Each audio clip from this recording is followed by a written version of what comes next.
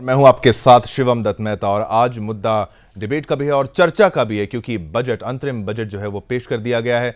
वित्त मंत्री निर्मला सीतारमण जी ने आज संसद में वित्त वर्ष 2024-2025 के लिए आम बजट पेश किया है। वित्त मंत्री ने इस बजट में आम लोगों के लिए कई बड़े ऐलान किए। निर्मला सीतारमण के बजट भाषण में खास ऐलान से लेकर लोगों की नजर उनके बजट स्पीच के समय पर थी, क्योंकि निर्मला सीतारमण के नाम अब तक का सबसे लंबा बजट भाषण पढ़ने का रिकॉर्ड दर्ज है। वित्त मंत्री निर्मला सीतारमण ने साल 2020 में सबसे लंबा बजट भाषण दिया था, जो एक बॉलीवुड फिल्म से भी ज्यादा था। उन्होंने लोकसभा में 2.42 घंटे का बजट भाषण दिया था। हालांकि इसके बाद से इनके बजट स्पीच की टाइमिंग में गिरावट होती जा रही है और आज भी ये रिकॉर्ड नहीं टूटा है। मोदी सरकार का अंतरिम बजट 2024 में निर्मला सीतारमण ने अपने भाषण में 60 मिनट में पूरा कर लिया। पिछले साल वित्त मंत्री निर्मला सीतारमण ने मोदी सरकार के इस कार्यकाल का आखिरी पूर्ण बजट पेश किया था। इस आम बजट का समय 1 घंटा 25 मिनट का था। वहीं वित्त वर्ष 2022-23 का बजट पेश करने में उन्हें 1 घंटे 31 मिनट का समय लगा था। अब बातें करें इस साल के बजट की, तो मिडिल क्लास को हमेशा से बजट में आयकर छूट में बढ़ोतरी की उम्मीद होती है।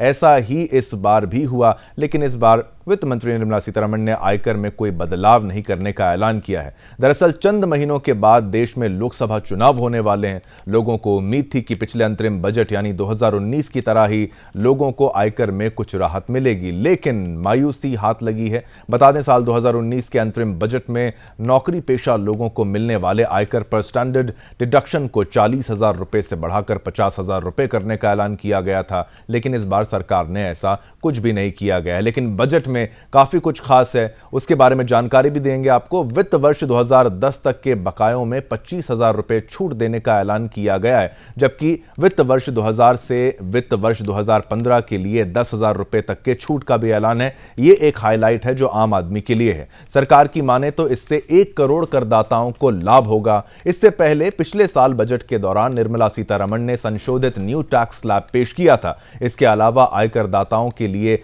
वैकल्पिक तौर पर ओल्ड टैक्स स्लैब भी रहेगा। ओल्ड टैक्स स्लैब में 5 लाख तक की आय पर किसी तरह का टैक्स नहीं देना होता। इसमें इनकम टैक्स अधिनियम की धारा 80C के तहत 1.5 लाख रुपए निवेश पर टैक्स की छूट भी मिलती है। यानी इस टैक्स स्लैब में टैक्स पेयर को 6.50 लाख तक की इनकम पर कोई टैक्स नहीं लगता। पुराने टैक्स स्लैब के हिसाब से 2.5 लाख रुपए तक की आमदनी पर कोई टैक्स नहीं देना पड़ता। 2.5 लाख से 5 लाख तक की आमदनी पर 5% का टैक्स लगता है, लेकिन सरकार इस पर 12,500 की छूट देती है। सीधा गणित यह है कि पुराने टैक्स स्लैब में 5 लाख तक की आमदनी पर आपको टैक्स नहीं देना पड़ता। अगर आयकर नियमों की बात करें तो उस हिसाब से 5 लाख तक अगर आपकी सालाना कमाई है तो आपका टैक्स 12,500 रुपए बनता है, लेकिन सेक्शन 87A के तहत रिबेट मिल जाने से 5 लाख वाले स्लैब में आयकर भुगतान की दावेदारी 0 हो जाती है। इसके अलावा न्यू और ओल्ड दोनों टैक्स रिजीम में 50,000 रुपए तक का स्टैंडर्ड डिडक्शन का लाभ होता है। मोदी सरकार ने ऐलान किया है कि नियमों के अनुसार पूरा बजट चुनाव के बाद ही सामने आएगा।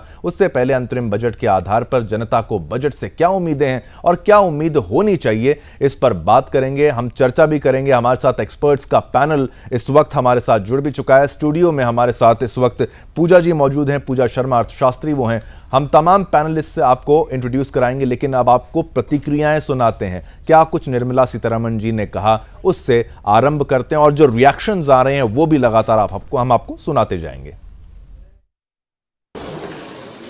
Honorable Speaker, I present the interim budget for 24-25.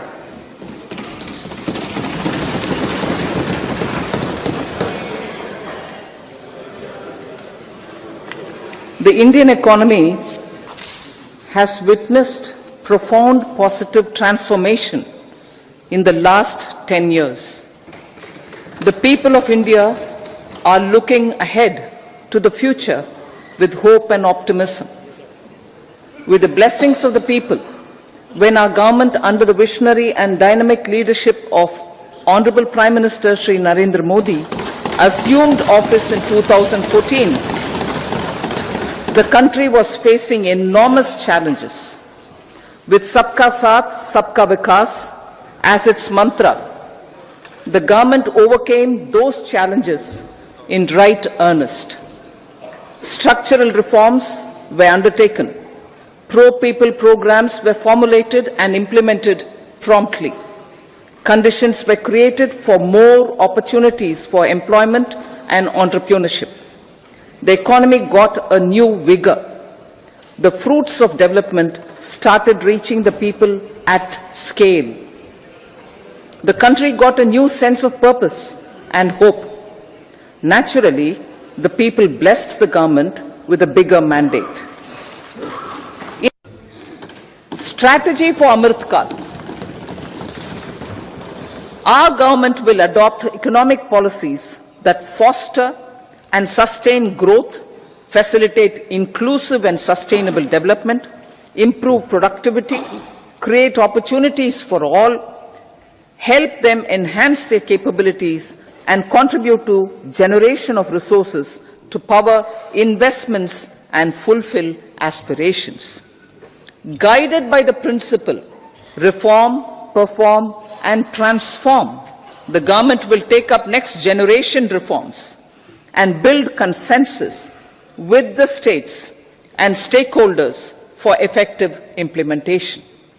It is an important policy priority for our government to ensure timely and adequate finances, relevant technologies, and appropriate training for the micro, small, and medium enterprises, MSMEs, to grow and also compete globally. Revised estimates of 2023-24. The revised estimate of the total receipts other than borrowings is 27.56 lakh crores of rupees, of which the tax receipts are 23.24 lakh crore rupees. The revised estimate of total expenditure is 44.90 lakh crore rupees. The revenue receipts at 30.3 lakh crore rupees are expected to be higher than the budget estimate, reflecting strong growth momentum and formalization in the economy. The revised estimate of the fiscal deficit is 5.8% of GDP, improving on the budget estimate, notwithstanding moderation in the nominal growth estimates. Areas to women as sole or joint owners have enhanced their dignity. Exemplary track record of governance, development, and performance. Besides delivering on high growth in terms of gross domestic product, the government is equally focused on a more comprehensive GDP, that is, governance, development, and performance. Our government has provided transparent, accountable, people-centric, and prompt, trust-based administration with citizen-first and minimum government, maximum governance approach. The impact of all-round development is discernible in all sectors. There is macroeconomic stability, including in the external sector. Investments are robust. The economy is doing well. People are living better and earning better, with even greater aspirations for future. Average real income of the people has increased by 50%. Inflation is moderate. People are getting empowered, equipped, and enabled to pursue their aspirations. There is effective. तो आपने निर्मला सीतारमण जी को सुना, यहाँ पर budget, अंतरिम budget का उनका भाषण सुना, हमने उनका पूरा इतिहास बजट का आपको सुनाया, किस तरीके से किसने कितनी बार बजट को पेश किया, किसका बजट लंबा होता था और किसके वर्ड्स मैं ये बताऊंगा। मनमोहन सिंह के दौरान जो वहाँ उनका बजट जब पेश किया गया था, उनके द्वारा जो स्पीच थी वो काफ़ी लंबी वर्ड्स के मामले में मानी जाती है। तो ये जो बातें हैं, इतिहास है, सब कुछ बातें हैं बजट से रिलेटेड, लेकिन बजट में इस बार क्या कुछ खास है, उसी पर चर्चा करने के लिए मैं चाहूंगा एक्सपर्ट्स हमारे साथ इस वक्त जो हैं, पूजा शर्मा जी अर्थशास्त्री हमारे साथ हैं और हमारे साथ कांग्रेस के आशीष मिश्रा जी, कांग्रेस के प्रवक्ता, वो भी हमारे साथ हैं। शुरुआत पूजा शर्मा जी आपसे करते हैं, फिस्कल डेफिसिट की यहाँ पर जिक्र करते हुए 5.8%। पहले तो स्वागत है आप दोनों का, बहुत बहुत धन्यवाद, आप दोनों ने समय निकाला, पर समय क्योंकि कम है मैं इसको शुरुआत करता हूं डिबेट की। 5.8% अचीव किया, 5.9% का टारगेट था और अब 5.1% फिस्कल डेफिसिट की बात की जाती है। और इसको किसानों के लिए, युवाओं के लिए, महिलाओं के लिए और मतलब जवानों के लिए तमाम ये जो नारा दिया गया है उसको एक्सप्लेन करते हुए इस बजट के बारे में अगर आप संक्षेप में बता पाएं हमारे दर्शकों को, क्या अच्छा रहा इस बजट में? शुक्रिया फॉर आपने इनवाइट किया। तो अगर आप इस बजट को ध्यान से देखेंगे तो ये एक विजनरी बजट है। हालांकि इंटरिम बजट है, फुल बजट नहीं है, तो हम बहुत ज़्यादा बड़ी बड़ी घोषणाओं की आशा नहीं करनी चाहिए। बट फिर भी विजनरी क्या है कि 2047 तक 2047 तक हमको विकसित देश बनना है, जो कि टारगेट रखा है हमारे प्राइम मिनिस्टर ने। तो उसको देखते हुए काफ़ी सारी अच्छी योजनाएं शुरू करी हैं, जैसे कि इस बार रिसर्च एंड डेवलपमेंट में 1 लाख करोड़ का बजट रखा है, जो कि पहले इतना नहीं होता था, जिसकी वजह से जो दूसरी कंट्रीज़ है वो हमेशा पायनियर आती थी। इलेक्ट्रिक व्हीकल का आप एग्जांपल ले लीजिए, या फिर आप सोलर एनर्जी का एग्जांपल ले लीजिए, जिसका रिवोल्यूशन आउटसाइड इंडिया हुआ, इंडिया में नहीं हुआ। तो अब जो ये टेक्नोलॉजी के ऊपर इतना इन्होंने रखा है बजट, ये डेफिनेटली हमें फ्यूचर में हेल्प करेगा, ग्रोथ में बहुत हेल्प करेगा। हम टेक्नोलॉजी में कम से कम प्राथमिक हो पाएंगे किसी भी चीज़ का इन्वेंशन करने के लिए। सेकेंड, आप देखेंगे कैपेक्स पे हमेशा से सबसे अच्छा बजट इन्होंने कैपेक्स पे रखा है इस बार 11.11 कैपेक्स में दर्शकों को समझा दूं, कैपिटल एक्सपेंडिचर। पूरी शर्मा जी थोड़ा सा दर्शकों को समझाते हुए भी, क्योंकि फॉर अ लेमैन हर कोई समझ पाए इसको। बिल्कुल जी।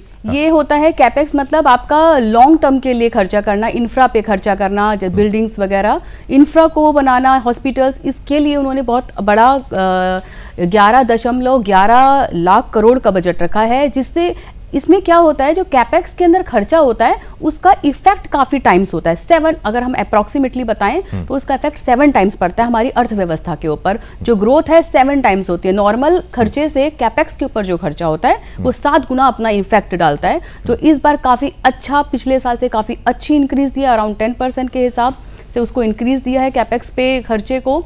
और जहाँ तक हम इनकम टैक्स एग्जम्पशंस के बारे में बात करें, उसमें तो कुछ चेंज नहीं किया है, मगर अभी कुछ पिछले ही सालों में अच्छा चेंज किया था, स्लैब को वो बढ़ाया था। और इस बार क्योंकि हमारा विजनरी बजट है, हम विकसित भारत देख रहे हैं, तो थोड़ा सा तो टैक्स भी टैक्स पेयर्स को पे करना ही चाहिए। नहीं, उसका धन्यवाद दे दिया, लेकिन बिल्कुल टैक्स पेयर्स टैक्स तो पे करते हैं। मैं आपसे ये प्रश्न पूछना चाह रहा था कि एक छोटा सा, कि पिछली बार जो टैक्स पेयर्स के लिए था उसमें कोई बदलाव नहीं किया, तो पिछली बार जो था वो क्या वो बेहतर था टैक्स पेयर्स के लिहाज से? अगर आप उसके बारे में जानकारी दें तो। पिछली बार भी बेहतर था, और हर साल वो लोग अगर हर साल चेंज कर दिया जाए तो गवर्नमेंट का रेवेन्यू कहाँ से आएगा? जो हम विकसित भारत की कल्पना कर रहे हैं, उसके लिए भी हमको रेवेन्यू चाहिए गवर्नमेंट को। तो ये हमारा टैक्स का जो रिजीम है, ओल्ड और न्यू दोनों ही काफ़ी अच्छी हैं। 5 लाख तक हमें ओल्ड टैक्स रिजीम में कोई टैक्स देने की आवश्यकता नहीं है, 7 लाख तक न्यू में आवश्यकता नहीं है। बिल्कुल। तो विच इज़ मिडिल मैन के लिए हमारे लिए वो अच्छा है, तो हम कुछ समय तक कैरी कर सकते हैं उसको। बिल्कुल, बहुत से पॉइंट्स यहाँ पर हैं। आलोक पति जी, आपका भी धन्यवाद, आपने भी समय निकाला। आप भी हमारे साथ, भाजपा के प्रवक्ता भी इस वक्त ज्वाइन कर चुके हैं। आशीष मिश्रा जी भी हमारे साथ हैं, कांग्रेस के प्रवक्ता। क्योंकि हमने संक्षेप में, विस्तार में कहूंगा मैं, आपने बता दिया किस तरीके से क्या कुछ वहां पर कहा गया, पूजा जी। तो अब आशीष जी, अब आपके पास मैं यहां पर आऊंगा और आपसे मैं ये पूछना चाहता हूं, इस बजट को कैसे देखते हैं? 10 साल में 25 करोड़ लोगों को गरीबी से बाहर निकालने की बात कही गई, 2.7 lakh crore prevented from leakages, direct benefit transfer के माध्यम से ये सब उपलब्धियां गिनाई जा रही हैं, इन्वेस्टमेंट्स की बात की जा रही है, रोबस्ट इकोनॉमी का जिक्र किया जा रहा है, एवरेज रियल इनकम को बढ़ने की बात कही जा रही है 50% तक। इन आंकड़ों के बारे में सुनकर कांग्रेस का रिएक्शन क्या है? कितना सत्य, कितनी मिथ्या के तौर पर कांग्रेस इस पूरी चर्चा को, इस पूरी स्पीच को मानती है? आपकी क्या प्रतिक्रिया है आशीष जी? शिवम दत्ता जी, आपको और आपके सभी पैनल में उपस्थित लोगों को मेरा नमस्कार। नमस्कार। मैं एक चीज बताना चाहूंगा शिवम जी, सरकार ने जो बजट को पेश किया है, निर्मला सीतारमण जी ने, उसमें सब बातों पे चर्चा हुई। एक बात पे चर्चा नहीं हुई कि जो पूंजीपति पहले से माला माल होते आए हैं, पूंजीपतियों को फिर से सरकार ने माला माल 22% का जो कॉर्पोरेट टैक्स है वो घटाकर, जो उन्होंने पूंजीपतियों को माला माल करने का और युवाओं को बंटाधार करने का जो एक नया योजना इन्होंने प्रस्तुत किया है। और ये मैं कहूंगा ये अंतरिम बजट नहीं, ये भाजपा सरकार का और मोदी सरकार का अंतिम बजट ही था। इसके बाद कोई बजट नहीं होगा। अच्छा, इतना आप अश्योर्ड हैं? आप अश्योर्ड हैं? आप कह रहे हैं अंतिम बजट है? 100%। चलिए, क्यों पता है? आप भी शिवम जी देखिए, आप भी एक युवा हैं, आप मुझे बताइए मोदी सरकार ने या निर्मला सीतारमण जी ने कौन सा युवाओं को रोजगार देने के लिए कौन सा उन्होंने बात किया, या फिर कौन सा उन्होंने ऐसी योजना लेके आई जिससे कि शिक्षा जगत में, रोजगार के जगत में ऐसा कोई अपने को बेनिफिट मिले। आप कहते हो कि 7 लाख रुपए तक का इनकम टैक्स लोगों की देने की जरूरत नहीं पड़ेगी, तो एक बार जरा भारत में यह भी सर्वे करवा के चेक कर लेना चाहिए कि भारत की जनता की कौन सी कितनी आय है जो 7 लाख के दायरे में आती है, कितने प्रतिशत ऐसे लोग हैं। क्योंकि हमारे भारत के प्रधानमंत्री खुद अपने भाषणों में कहते हैं कि 80 करोड़ लोगों को सरकार राशन दे रही है, अर्थात 140 करोड़ में से 80 करोड़ लोग तो अगर 5 किलो का राशन न दिया जाए तो वो अपना जीवन यापन नहीं कर सकते, 2 वक्त की उनको रोटी नहीं मिल सकती है। तो आप इसकी सलाह पे देख रहे हैं, तो इन्होंने सिर्फ पूंजीपतियों का साथ दिया है, क्योंकि अभी आने वाले चुनाव में फंडिंग होनी है, क्योंकि जब चुनाव जीतेंगे तो उनका ही टैक्स माफ करना है, टैक्स माफ करने के बाद उनके लिए ही रियायतें लेके आनी है। यही सब कारण है कि निर्मला सीतारमण जी का जो बजट है वो पूरा खोखला है। आप कह रहे हैं खोखला बजट है, लेकिन यहां पर मैं भी आपसे कहूं आशीष जी, आप कह रहे हैं युवाओं के लिए क्या 1 लाख रुपए यहां पर इन्वेस्टमेंट्स को, अनुसंधान के लिए जो यहां पर किया है उसको टैक्स फ्री रखा गया है। जो राज्य सरकारों को यहां पर 75,000 करोड़ रुपए 50 साल के लिए इंटरेस्ट फ्री जो लोन के तौर पर यह किया गया है। स्किल इंडिया का जिक्र किया है, 1.4 करोड़ यूथ को यहां पर उनको स्किल्स दिए जा रहे हैं, 54 लाख और रीस्किल किया गया है। आंकड़े तो खैर वो बहुत कुछ दिखा रहे हैं। आप कह रहे हैं कि क्या है ITIs, जो ITIs भी है, मैं IITs भी नहीं कह रहा हूं, यहां पर उनकी संख्या बोले 3000 तक यहां पर की गई है। IIT 16 से 23 कर दिया गया है, एम्स 7 से 22, यूनिवर्सिटीज 723 से लेके 1113। लेकिन आपकी बात बिल्कुल सही है, ये आंकड़े उनके द्वारा पेश किए जा रहे हैं। क्या ग्राउंड में ऐसा कोई सर्वे किया जा रहा है, नहीं किया जा रहा है? आलोक वत्स जी, ऑपोजिशन का ये आरोप है आप पर। आशीष जी बिल्कुल, शिवम एक 10 सेकंड का जवाब दे देता हूँ। शिवम जी, ये आंकड़े ठीक उसी तरीके से हैं जिस प्रकार से नरेंद्र मोदी जी ने 2014 में चुनाव में आने के पहले लोकसभा में उन्होंने कहा था विदेशों में इतना काला धन पड़ा है कि प्रधानमंत्री की एक साइन से जब देश में आ जाए तो एक गरीब को 15-15 लाख रुपए खाते में क्यों मिल जाए। चलिए बिल्कुल, 15 लाख वाली बात आपकी मैंने यहां पर सुन ली। आलोक वत्स जी, आप जवाब दीजिए। ये आरोप जो है ऑपोजिशन की तरफ से लगाया जा रहा है, आशीष मिश्रा की तरफ से ये लगाया जा रहा है कि ये बजट खोखला है, युवाओं के लिए क्या किया गया, मिडिल क्लास के लिए क्या किया गया, उसका जवाब आपसे, और जो आंकड़े किस तरीके से पेश किए जाते हैं उसकी प्रक्रिया के बारे में भी। आलोक जी। 80 करोड़ लोगों का जी बिल्कुल, आशीष जी आप बोलने दीजिए, आप बोलने दीजिए। आलोक जी का टाइम है, प्लीज। इसमें जो चार मेन अहम पॉइंटर्स हमने लिए हैं, गरीब, किसान, युवा और महिलाएं, इन चारों पर हमारा पूरा फोकस है और इन चारों के लिए हमने इसमें भरपूर समावेश किया। जो फिजिकल डेफिसिट टारगेट 5.1 का जो अब GDP का जो हमने अचीव करके रखा हुआ है और जिस तरीके का इंफ्रास्ट्रक्चर में हमने प्लानिंग की है 5.8, तो निश्चित तौर पर मानिए कि 2027 तक ये हम 4.0 पर ले आने की पूरी उम्मीद है। और इस पर्टिकुलर बजट से टूरिज्म को, हॉस्पिटैलिटी को, रियल एस्टेट सेक्टर को, सबको बहुत जबरदस्त बूस्ट मिलने वाला है। जिस तरीके का infrastructure, road, rail, transport, airport का जिस तरीके से उसको विस्तारीकरण के लिए एलोकेशन है इंफ्रास्ट्रक्चर में, उससे इन सारे टूरिज्म को, हॉस्पिटैलिटी को बहुत ज्यादा बूस्ट मिलने वाला है। और रियल एस्टेट सेक्टर में जो हमने रेलवे फ्रेट कॉरिडोर बनाया है, जिसके तहत स्टील, सीमेंट वगैरह त्वरित रूप से पहुंचेगी, जिससे इनपुट रेट उनका घटेगा, उसकी प्राइसेस घटेंगी, होम लोन के रेट्स में भी हम रियायत देंगे, तो उससे रियल एस्टेट में भी एक बूम ऑलरेडी आ चुका है, जो और फर्दर बूम आएगा, जिससे कि प्राइवेट सेक्टर में एम्प्लॉयमेंट भी बढ़ेगी, रोजगार भी बढ़ेगा और लोगों को अपने घर का उसके बाद हमने इसमें 2 करोड़ घरों की बात की है, हमने सर्वाइकल कैंसर के लिए किया है वैक्सीन, उसके बाद हमने एक्वास्टिक पार्क बनाने का और मत्स्य पर बहुत ज्यादा ध्यान देने का काम किया है, जिससे लाखों लोगों का रोजगार मिलेगा। और जो भी AI बेस्ड सोल्यूशन है उससे आप ये मान के चलिए कि कॉस्ट इफेक्टिव प्रोग्रेस होगा। ठीक है। स्टार्टअप के लिए इकोसिस्टम पर भी हमारा पूरा ध्यान है, जिसमें हमने ये सोलर एनर्जी की बात की है, 300 यूनिट फ्री देने का भी वादा किया है। तो इन बिल्कुल सारी इसके आपके इस पॉइंट से, रूफटॉप सोलर वाले से मैं इस बात को आगे बढ़ाता हूं, क्योंकि आशीष मिश्रा जी ये पूछ रहे थे कि बजट खोखला है, लेकिन एक फ्रीबीज की भी जब बात की जाती है, जो सरकार कहते हैं कि भाई ये ऑपोजिशन आरोप लगाती है या पक्ष आरोप लगाता है कि भाई दूसरी सरकार अगर मुफ्त में आप बिजली दे रही है, तो यहां इसको भी अगर मुफ्त के तौर पर दिया जाए, लेकिन इसमें एक चीज ऐड ऑन कर दी गई कि हर घर में अगर वो 1 करोड़ का टारगेट बता रहे हैं, जब ये अचीव होगा तब देखा जाएगा, लेकिन रूफटॉप सोलार पे हर घर में, जिस घर में वो लगाया जाएगा, 300 यूनिट तक उसको फ्री दी जाएगी, और उसके ऊपर जो सरप्लस होगा वो वहां पर जो है सरकार के द्वारा खरीद लिया जाएगा, और उसके ऊपर भी जो रियायत है उसकी बातें, ये सारी बातें। आशीष जी, तो ये 2 करोड़ लोगों को और घर देने की बात, 3 करोड़ को पहले देने की बात, लखपति दीदी 2 करोड़ से 3 करोड़ तक जाने की बात, ये सभी उपलब्धियां तो वहां पर गिनाई जा रही हैं। एमएसएमईज की बात की जा रही है, और फ्रीट कॉरिडोर्स की बात जिन्होंने कही, रेलवे वाली, energy, mineral, cement corridor, net connectivity, high traffic density corridor, ये तमाम चीजें जब इन बातों का जिक्र करे सरकार कहीं से तो डेटा, सैलरी क्लास है, ठीक है, जो एनपीएस और पीपीएफ के जो एंजॉय कर रहे हैं उसको हमने एक्सटेंड किया है, उसमें हमने कहीं कोई तब्दीली नहीं की है, ठीक है। तो ये सारी चीजें लोगों को बेनिफिट करने वाली है।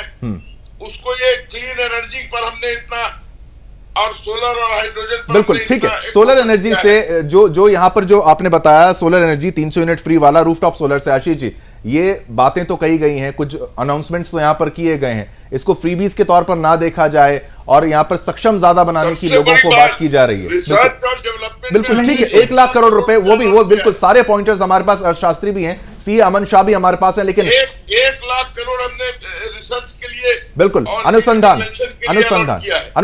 आलोक जी फिर आप पर आऊंगा। आशीष मिश्रा जी, इनके पॉइंट्स का जवाब, जो अनाउंसमेंट्स की गई, जो वादे किए गए और जो आंकड़े बताए गए हैं, आपका क्या इस पे क्या रहेगा? 1 करोड़ रुपए यहां पर अनुसंधान की भी बात यहां पर कही गई है। देखिए, सबसे पहले तो मैं शिवम जी आपके माध्यम से बताना चाहता हूँ, सरकार को जनता अगर चुनती है तो काम करने के लिए चुनती है, कोई झुनझुना बजाने के लिए तो चुनती नहीं है। निश्चित तौर पर काम तो कुछ ना कुछ किए जा ही रहे हैं और काम किए जाते हैं, लेकिन आज के भाषण में अगर आप देखेंगे तो एक तो सबसे कम समय का भाषण, और दूसरा निर्मला सीतारमण जी ने भी एक वक्तव्य जो किया है, सबका साथ सबका विकास, लेकिन उन्होंने आगे सबका विश्वास वाला पंक्ति लाइन जो था उन्होंने छोड़ दिया। तो बहुत बड़ी गलती हो गई।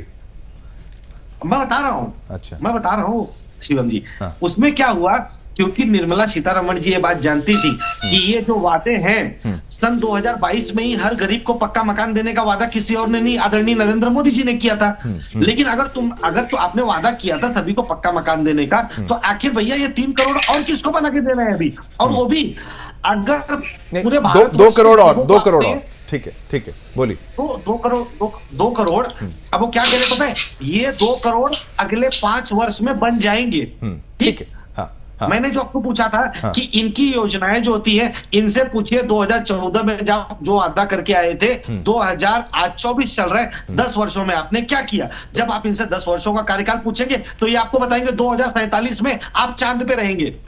नहीं बिल्कुल, ये आपको आशीष जी वंदे भारत और एरोप्लेन किसकी बात कर रहे हैं? और आज बोलते हैं ना कि लोग एरोप्लेन से जा रहे हैं, तो आप ये समझिए कि 4,500 5,000 पर 3,000 4,000 के ऊपर का जो फेयर है वो जनरल कोचेस का अपने चल रहे हैं, कंपार्टमेंट के लोगों को टिकट नहीं मिल रहे। ठीक है, गरीबी का अगर गरीबी का मुद्दा और अफोर्डेबिलिटी का मुद्दा, बिल्कुल रिटर्न करने के लिए जाओ, टिकट खरीदने के लिए जाओ, चाहे सीनियर सिटीजन के टिकटों में बढ़ो, जो उनको कंसेशन मिलता था उसकी कटौती करने के लिए जाओ, हर तरीके से मोदी जी ने क्या किया, आम आदमी के पॉकेट पर सिर्फ डाका मारने का। आशीष जी आपकी बात यहां पर ली, लेकिन वो आपको आंकड़े तो दिखा रहे हैं कि 10 साल में एयरपोर्ट की संख्या दुगनी की गई, देश में अब कुल 100 लगभग 150 एयरपोर्ट, नमो भारत परियोजना का विस्तार, 40,000 रेल कोच, वंदे भारत 40,000 जो है रेल कोच, उसका सुनाइए, हमारे आंकड़े सुनिए। नहीं आप आंकड़े तो मैं वही बताऊंगा ना जो बजट में पेश किए गए हैं, हमारी तरफ से कोई आंकड़ा यहाँ पर नहीं बताया गया। आप उनका खंडन कर सकते हैं, बिल्कुल आपका अधिकार है, बिल्कुल आपका अधिकार है, आप खंडन करिए। आप कह रहे हैं क्या किया, उन्होंने सब बता दिया, लेकिन अभी आप प्रश्न पूछ रहे हैं, तो इसमें क्या और माध्यम हो सकता है, इसका रिसर्च करें कि भाई उन्होंने जो बोला सत्य है कि नहीं हो सकता, सत्य नहीं है, उसका विपक्ष को अधिकार है कि भाई वो कोई ऐसा मापदंड निकाले या कोई माध्यम निकाले जिससे वो एक जांच करे कि भाई ये सारी बातें सच है कि नहीं। ठीक है, बिल्कुल आशीष जी, आपकी बात यहाँ पर हो गई। अब एक प्रतिक्रिया यहाँ पर सीए अमन शाह जी की भी ले लेते हैं। सीए अमन शाह जी, आपसे बिल्कुल बिल्कुल यहाँ पर अर्थशास्त्रियों को भी थोड़ा मौका दिया जाए। अमन शाह जी, आप कैसे इस पूरे जो बजट को आप समझ पा रहे हैं? जो 22% यहाँ पर बात की गई है, यहाँ कॉर्पोरेट्स को जो रियायत दी गई है उसको भी अगर आप विस्तार से समझाएं, क्या पहले भी ऐसा था, ये अब ऐसा हो गया, इसमें क्या बदलाव हुए हैं? और 1 लाख करोड़ रुपए जो इंटरेस्ट फ्री लोन का जिक्र यहाँ पर किया जा रहा है, उससे कितना यहाँ पर बेनिफिट यानी लाभ जो इन सेक्टर्स को होने वाला है, और उससे क्या जॉब्स, एम्प्लॉयमेंट, इन चीजों में कुछ बढ़ोतरी होने वाली है? क्योंकि विपक्ष हर बार यही आरोप लगाता है कि जॉब्स की डेवलपमेंट के लिए क्या किया जा रहा है। आप वादे कर रहे हैं कि धरातल पे वो चीजें हो पा रही हैं कि नहीं? बहुत बहुत धन्यवाद। देखिए, सबसे पहले हमें ये चीज समझने की जरूरत है कि ये जो बजट है वो एक इंटरिम बजट है, ये एक पूरा संपूर्ण बजट नहीं है। तो अगर हम इसको सिर्फ इंटरिम बजट के तौर पर अगर हम देखें तो ज्यादा हम इसका अच्छे से एनालिसिस कर पाएंगे। और जो इंटरिम बजट जो होता है वो बेसिकली सिर्फ एक बोर्ड ऑफ अकाउंट्स के लिए बजट रखा जाता है। और बात जो सरकार ने इसमें ये चीज बताई कि हम इंफ्रास्ट्रक्चर जो उन्होंने, जब से सरकार जो है 2014 से लेकर के अभी तक उन्होंने जो सफर तय किया है वो एक इंफ्रास्ट्रक्चर जो ग्रोथ, जो देश को एक प्रगति पर ले जाने की बात है। और जो इकोनॉमिक, अभी इसमें सर्वे तो नहीं आया लेकिन एक इंडियन इकोनॉमी रिव्यू आया था, उसमें उन्होंने कहा कि करके भाई हम 5 ट्रिलियन तक इकोनॉमी को लेकर के जाएंगे, जिसमें सीधी सी बात है कि आपका 5 ट्रिलियन इकोनॉमी तब आप पहुंच सकते हैं जब आपका इंफ्रास्ट्रक्चर अच्छा होगा, जब आपकी ग्रोथ रेट ज्यादा आपकी मेंटेन होगी, फिस्कल डेफिसिट आपका कम होगा, उसके बाद आपका जब आप जॉब क्रिएशन होंगी। तो शाह साहब, आप ये बताइए, ये जो इनका इंडियन इकोनॉमिक रिव्यू में जो बोला है इंफ्रा अच्छा होना चाहिए, वो चीजें इनके पक्ष में जाती नजर आ रही हैं आपको मौजूदा सरकार की या नहीं?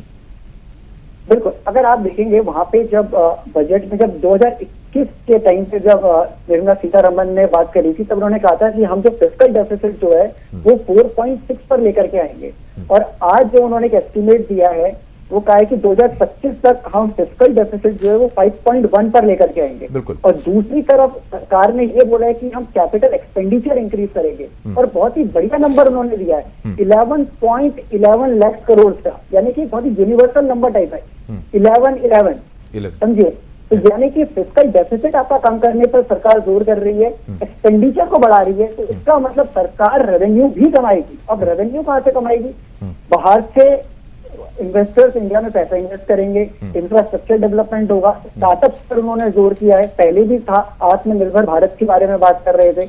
तो इसको देखते हुए हमारा जो इकोनॉमिकली अगर ये चीज जा रही है तो बहुत अच्छी जा रही है जी। बात आती है टैक्स पेयर्स की, अगर जो टैक्स में अगर आप कहेंगे कभी रिबेट नहीं दी गई, अगर आप देखेंगे जब से हमारा बजट शुरू हुआ था 1952 से लेकर के अभी तक, कभी भी इंटरिम बजट में टैक्स स्ट्रक्चर और टैक्स लॉज में कभी भी बड़े चेंजेस नहीं करे गए। सिर्फ एक बार करे थे पीयूष गोयल जी ने 2019 में, जब उन्होंने एक हमें बजट दिया था। तो ये बजट बहुत संतुलित बजट है जिसको हम इंटरिम बजट के तौर पर देखें, और इससे ये चीज साफ दिखती है कि आने वाले समय पे जब सरकार जो है, जो नई सरकार का एक जिम्मेदारी होती है एक पूरे देश का बजट देने की, वो जब जुलाई में पेश होगा तो उसमें हमें चीजें समझ में आएंगी कि अरे भाई हमें क्या चीजें इस बजट से हमें मिला और हमें क्या नहीं मिला। बट ये बजट में सरकार ने अपना एक रोड मैप दिया है कि भाई अभी तक हमने जो जर्नी जो हमने करी थी वो कहां पर करी, और जो हमने जो एक आपको टारगेट जो दिया है तो फिस्कल डेफिसिट को कम करने का, और उससे सबसे बड़ा फायदा एक और मिलने वाला है हमारे पब्लिक सेक्टर बैंक को, क्योंकि अगर फिस्कल डेफिसिट कम होगा तो बैंक की बोरोइंग्स भी कम होंगी, और जब उनकी बैंक की बोरोइंग्स कम होंगी तो उनपे प्रेशर कम रहेगा, तो बैंक ऑटोमेटिकली ज्यादा अच्छे से यहाँ पे परफॉर्म करेंगे आने वाले समय। फिस्कल डेफिसिट की बात आपने यहां पर कही और 5.1 तक उसको लाने का जो है वो टारगेट रखा गया है। लेकिन एक और महत्वपूर्ण बात जो जिक्र किया गया, पूजा जी मैं आपसे यहां पर पूछना चाहता हूं, अर्थशास्त्री हैं आप, 2.7 lakh crore, 2.7 lakh crore prevented from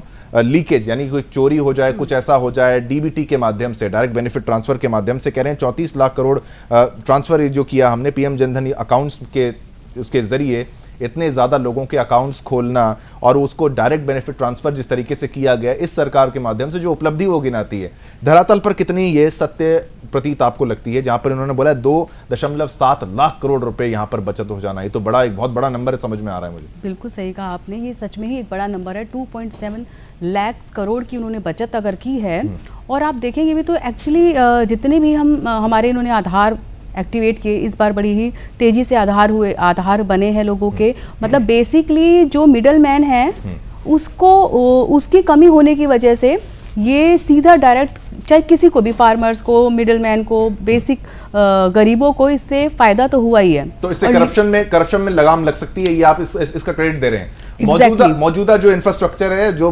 framework है, उसी का उपयोग करके। आलोक वत्स जी, क्या आप इस बात को मानते हैं? पहले क्या आप जिस तरीके से आपकी सरकार कहती है डीबीटी के माध्यम से हमने इतना ज्यादा पैसा बचाया है, सेव हो रहा है, क्या पहले बहुत ज्यादा करप्शन की ओर आप इशारा कर रहे हैं, और क्या अब करप्शन जो है वो पूर्णतः समाप्त हो चुका है?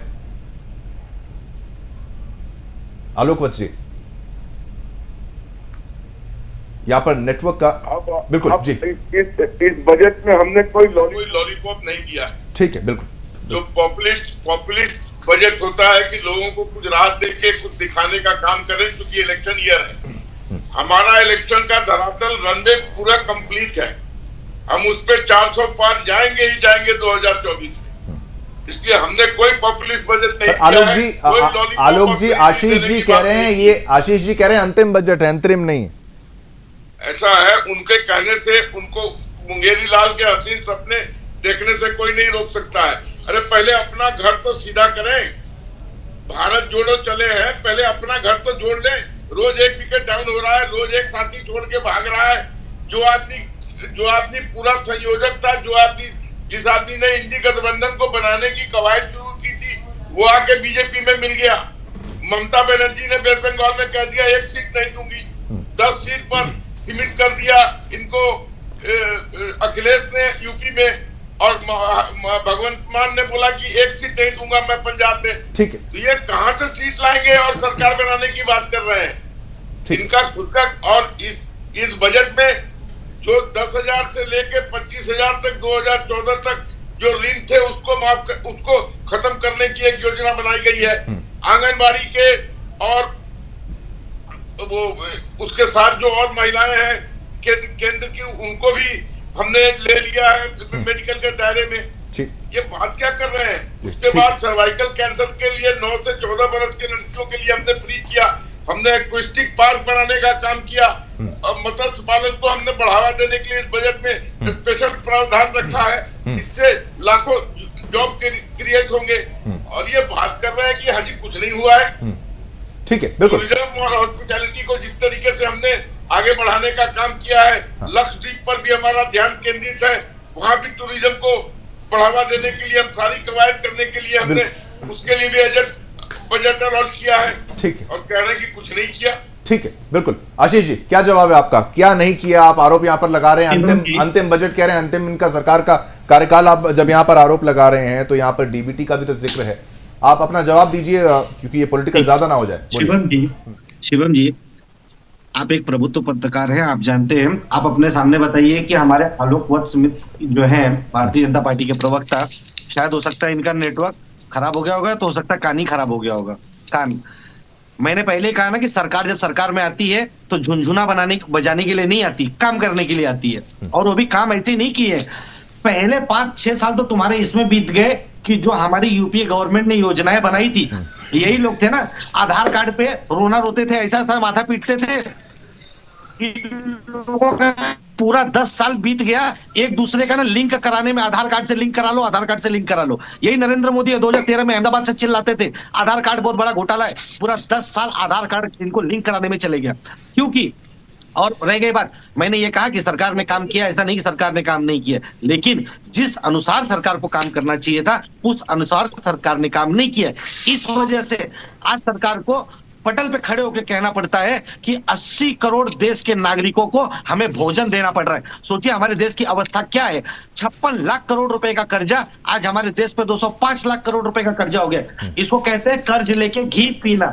आप इकोनॉमी बनाते जाइए, ट्रिलियन बिलियन में चलते रहिए, उससे फर्क नहीं पड़ता है। लेकिन आज आप युवा पूछ रहे हैं 6.5 लाख रेलवे में वैकेंसी खाली है, लोको पायलट के लिए 56,000 लोगों की वैकेंसी निकलती है। आप क्या कर रहे हैं? वंदे भारत ट्रेन की आप बोलते हैं कि वंदे भारत ट्रेन में आप सफर कीजिए। अरे वंदे भारत ट्रेन में जाके देखिए ना, सामान्य आदमी सफर कर सकता है क्या? ठीक है, लेकिन आशीष जी, 4,500 की टिकट निकालेगा।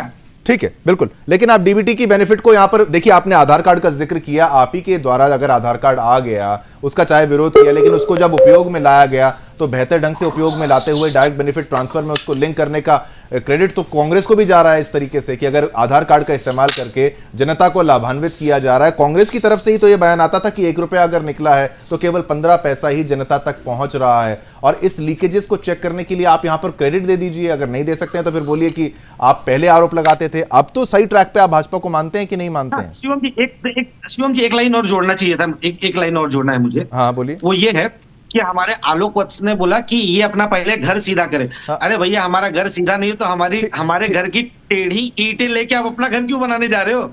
यही थे ना नीतीश कुमार को कहते थे मर जाऊंगा लेकिन भाजपा में नहीं जाऊंगा। ठीक है, एक क्विक कमेंट आलोक वत्स जी, क्विक कमेंट और फिर इसको क्लोज करें, समय यहाँ पर खत्म हो चुका है। बिल्कुल एक क्विक कमेंट 10 सेकंड। देखिए, राम मंदिर बनने के बाद पूरा देश में लहर है भारतीय जनता पार्टी का। हमारे कामों पर हमने कोई फ्री पीस देने की बात नहीं की है इस बजट में भी, क्योंकि हम ठोस धरातल पर इंफ्रास्ट्रक्चर पर वर्क करके इकोनॉमी को आगे ले जाने की कवायद कर रहे हैं। और 2027 तक जो फाइनेंशियल डेफिसिट टारगेट है, जो भी 5.1 है, उसको हम 4 पर लाके दिखा देंगे। ठीक है, और हम ठीक है। समय का अभाव माफ कीजिएगा। आशीष जी बहुत बहुत धन्यवाद, अमन शाह जी बहुत बहुत धन्यवाद, आलोक वत्स जी धन्यवाद, पूजा जी आपका भी बहुत बहुत धन्यवाद। तो ये अंतरिम बजट है, अंतिम नहीं, लेकिन विपक्ष इसको अंतिम कहने का प्रयास तो कर रहा है, लेकिन उपलब्धियां आप ये समझिए कि ये पूरा बजट नहीं है। इसको थोड़ा थोड़ा तोड़ के हमने आपको समझाया इसमें क्या कुछ खास था और क्या विपक्ष को ये पसंद आया नहीं आया। विपक्ष की तरफ से जब आशीष मिश्रा ने ये कहा, मैं ये नहीं कहता कि काम नहीं किया, लेकिन उसका काम है सरकार का काम करना, तो वो काम तो करना ही पड़ेगा। ऐसे कई मुद्दे हैं जो हम लगातार आपके लिए लाते रहेंगे। आज के लिए मुझे यानी शिवम दत्त मेहता को आज्ञा दीजिए। कल फिर मुलाकात होगी एक नए बड़े मुद्दे से जो कि आपके जीवन से कहीं ना कहीं जुड़ा हुआ है। तब तक के लिए हमारी तरफ से आपको जय हिंद।